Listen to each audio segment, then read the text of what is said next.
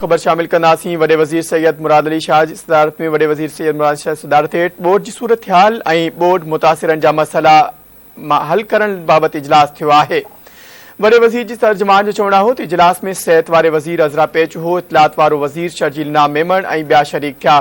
तर्जुमान मूजिब सिहत, खोराक, ज़रात, आबपाशी खाते सां गॾिजी कम करण लाइ हिकमत अमली जोड़ी वेंदी। इजलास में आबपाशी खाते ब्रीफिंग ॾिनी त 15 सेप्टेम्बर खां ॿीहर बरसात जी अॻकथी कई वई आहे। बदीन ॿीहर मुतासिर थी सघे थो।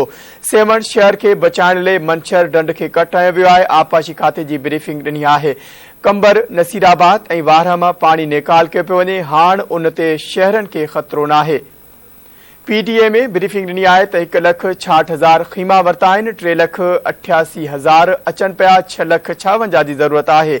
इजलास में ॻाल्हाईंदे वॾे वज़ीर सैयद मुराद अली शाह चयो त समूरनि इदारनि में कोऑर्डिनेशन मैकेनिज़म ठाहिण लाइ इजलास कोठायो वियो आहे। वॾे वज़ीर सैयद मुराद अली शाह वधीक चयो त समूरा इदारा बोर्ड वारी सूरत हाल खे मुंहुं ॾियण लाइ पंहिंजो मस्बत किरदार अदा कनि।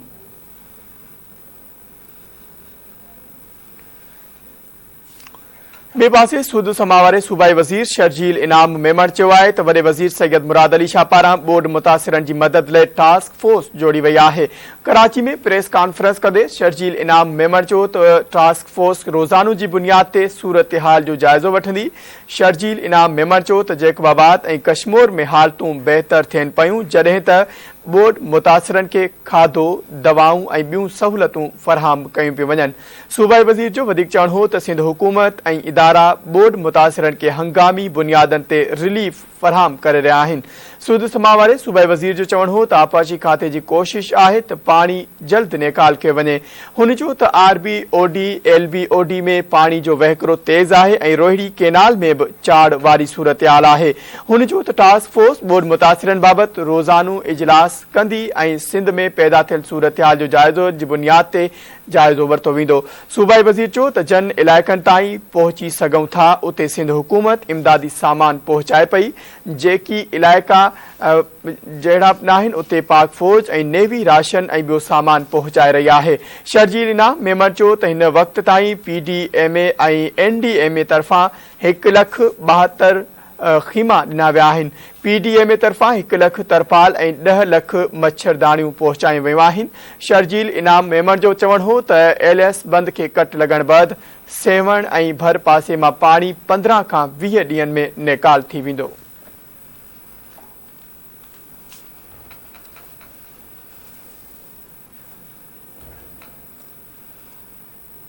ठठे वेझो सिंधु दरिया में चाड़ सबब बचाबंदनि ते दबाव वधी वियो। कचे वारा इलाइक़ा पाणी हेठि अची विया आहिनि। मक़ामी इंतज़ामिया मूजिबि दरिया में चाड़ सबब ठठे ऐं सिजावल जे बचाबंदनि ते दबाव वधी वियो आहे। दोला दरिया खान पुल वटि पाणी 7.37 ताईं पहुची वियो आहे। घोड़ाबारी जो रहियल कचो इलाइक़ो बि ॿुॾी वियो आहे।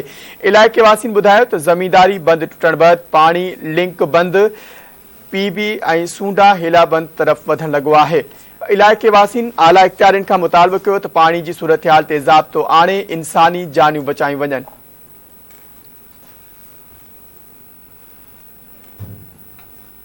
ख़बर शामिल कंदासीं। सिंध जे मुख़्तलिफ़ इलाइक़नि में बरसात खां पोइ गैस्ट्रो समेत मुख़्तलिफ़ बीमारियूं पखिड़िजण लॻियूं आहिनि। मासूम ॿारड़े समेत 5 ॼणा हयातियूं वेठा। दोदापुर ऐं बरपासे में गैस्ट्रो वबा पखिड़िजण सबबि 2 मासूम नींगर समेत फोत थी विया। ॻोठ सादुल्ला जखरो में गैस्ट्रो विघे 4 वरें जो खलील रहमान फोत थी वियो। होॾां दोदापुर जे ॻोठ जाफ़र बुलेदी में गैस्ट्रो विघे नौजवान मेहू मीराली दमधणी हवाले कयो। ॻोठाणनि ॿुधायो त बरसाती पाणी निकाल न थियण सबबि केतिराई ॿारड़ा ऐं औरतूं गैस्ट्रो समेत मुख़्तलिफ़ बीमारियुनि में वकोड़ियल आहिनि। बाउकोसो ऐं भर पासे में गैस्ट्रो पखिड़िजण सबबि पीरसन औरत फोत थी वई। ॻोठ फैज़ मोहम्मद खोसो में 60 वरें जे सिहत खातूं गैस्ट्रो विघे फोत थी वई आहे। ॻोठाणनि ॿुधायो त ॿारड़नि समेत केतिराई ॻोठाणा गैस्ट्रो सबबि मुतासिर थिया आहिनि, जॾहिं त फोत थी वेलनि जो अंग 7 थी वियो आहे। अहमदपुर शहर ऐं भर पासे में गैस्ट्रो ते ज़ाब्तो न आयो। 2 मुतासिर फोत थी विया आहिनि। ॻोठ मताणी शेख में गैस्ट्रो विघे मस्मात मोमिनत ऐं मज़हरुद्दीन शेख फोत थी विया। ॻोठाणनि ॿुधायो त बरसाती पाणी निकाल न थियण सबबि गैस्ट्रो समेत मुख़्तलिफ़ बीमारियूं पखिड़िजी रहियूं आहिनि। हुननि आला इख़्तियारनि खां मुतालबो कयो त संदन इलाइक़े मां बरसाती पाणी निकाल करे रहवासियुनि खे बीमारियुनि खां बचायो वञे। वारे बरसां बोड सबबि मुतासिर थियल कुटुंब जा 2 ॿारड़ा बीमारी विघे फौत थी विया आहिनि। ॻोठ मुजीबुर रहमान गुरगेज वासी बोड मुतासिर कुटुंब जा 2 ॿारड़ा 5 वरें जी राहिला ऐं 6 वरें जो इरफान गुरगेज फोत थी विया। फोती ॿारनि जे वारसनि ॿुधायो त इमदादी कैंप में सिहत जूं सहूलियतूं न हुजण सबबि सदन ॿारड़ा फोत थी विया आहिनि। वारसनि ॿुधायो त बरसाती पाणी सबबि इलाइक़े में मुख़्तलिफ़ बीमारियूं पकड़जण लॻियूं आहिनि, जंहिं सबबि केतिराई ॿारड़ा बीमारियुनि में वकोड़ियल आहिनि। हुन सिहत खाते जे आला इख्तियारनि खां मुतालबो कयो आहे त इमदादी कैंपुनि में सिहत जूं बुनियादी सहूलियतूं फ़राहम कयूं वञनि।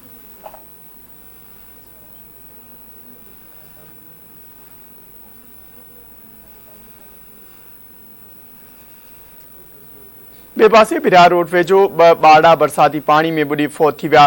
संदन मढ़ पानी में झागे मिट्टी में हवाले किया विया। गुज़रियल ॾींहं ॻोठ अब्दुल्ला बिरोही में पोहरियत करीम बख्श बिरोही जा 2 पुट मुज़म्मिल ऐं मुदसिर बिरोही बरसाती पानी में बुॾी फौत थी विया। अहिड़े वाक़े बैदि फौती ॿारनि जे वारसनि में इलाइक़े वासियुनि पारां एहतिजाजी मुज़ाहिरो करे धरणो पिणु हयो वियो। रहवासियुनि ॿुधायो त बरसात खे 20 ॾींहं गुज़रण बावजूद अञा ताईं सन इलाइक़े में 4 फुट खां वधीक पानी बीठल आहे। रहवासियुनि आला इख्तियारनि खां मुतालबो कयो त बिरार रोड ऐं भर पासे मां बरसाती पानी निकाल कराए पेश ईंदड़ परेशानियुनि खां आजो कयो वञे। टंडो मस्ती वेझो औरत घर भरसां बीठल बरसाती पानी में बुॾी फौत थी वई। ॻोठ शरीफ कांदड़ो वासण 40 वरें जी कायमा कांदड़ो बरसाती पानी में बुॾी फौत थी वई। फौती औरत जे वारसनि ॿुधायो त औरत पेर तिरकण सबबि बरसाती पानी में किरी पई, जंहिं बैदि हू फौत थी वई। औरत जे बुॾी फौत थियण वारे वाक़िए खां पोइ घर ऐं भर पासे में ॾुख वारी सूरत हाल पैदा थी वई।